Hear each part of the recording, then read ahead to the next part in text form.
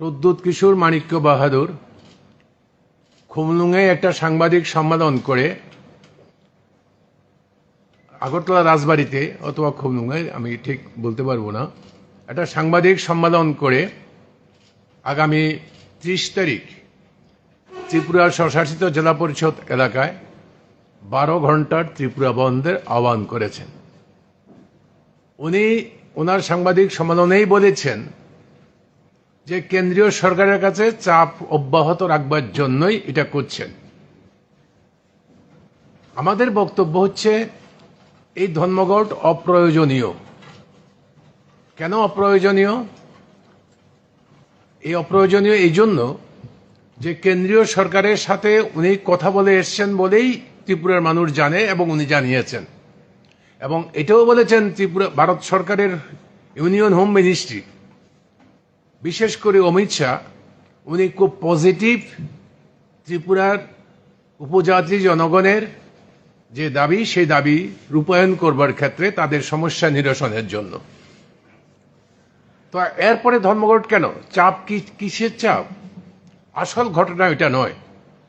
আসল ঘটনা হচ্ছে ত্রিপুরা রাজ্যে উনি ধর্মঘট ডাকতে বাধ্য হয়েছেন এজন্য যে একটা উচ্চ আকাঙ্ক্ষা তৈরি করেছেন উপজাতি সমাজের মধ্যে, বিশেষ করে ছাত্র, যুব, মধ্যবিত্ত সমগ্র উপজাতি সমাজ উদ্বোলিত হয়েছেন গ্রেটার ত্রিপুরা ল্যান্ড এই ইস্যুতে করে।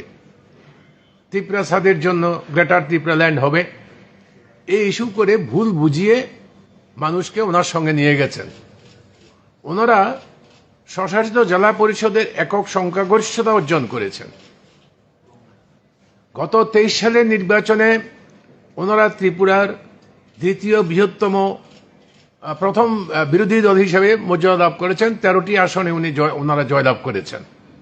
আমি অন্য কথা বাদ দিলাম। এখন কি হচ্ছে ত্রিপুরার এডিসি এলাকাতে? কাজ নেই, কোথাও কোনো কাজ নেই। অর্থনৈতিক সংকট তীব্র থেকে তীব্রতর আকার ধারণ করেছে। স্কুল, কলেজ, স্বাস্থ্যকেন্দ্র সম্পূর্ণ, রাস্তাঘাট, যোগাযোগ ব্যবস্থা এডিসিতে তীব্র মথা। রাজ্যে বামফ্রন্ট, রাজ্যে বিজেপির সরকার, আইপিএফটি বিজেপির সরকার, দিল্লিতে বিজেপির সরকার। সবাই যদি সহানুভূতিশীল হয়, এডিসি এলাকায় কাজের জন্য এই সংকট হবে কেন? জল পাবে না কেন? ছেলেরা রাস্তায় রাস্তায় ঘুরতে হবে কেন?